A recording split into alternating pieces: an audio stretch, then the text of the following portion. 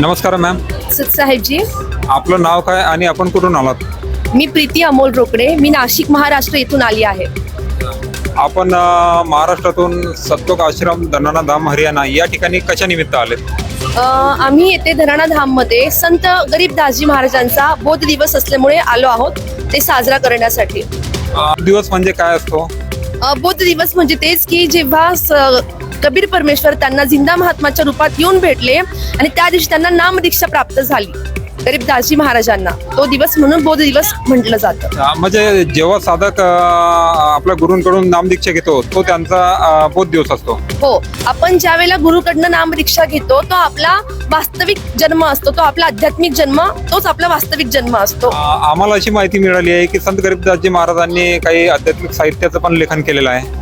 हो, गरीबदासजी महाराजांनी अमर ग्रंथ साहेब म्हणून एक ग्रंथ रचलेला आहे. तो जवळजवळ 24,000 त्याच्यामध्ये वाणिया आहेत, त्याचं संकलित केलेली आहेत त्यात वाणिया. आपण SNUज महाराष्ट्राच्या प्रेक्षकांना संत गरीबदासजी महाराज लिखित जो अमर ग्रंथ आहे त्यातील एखादी वाणी सांगाल?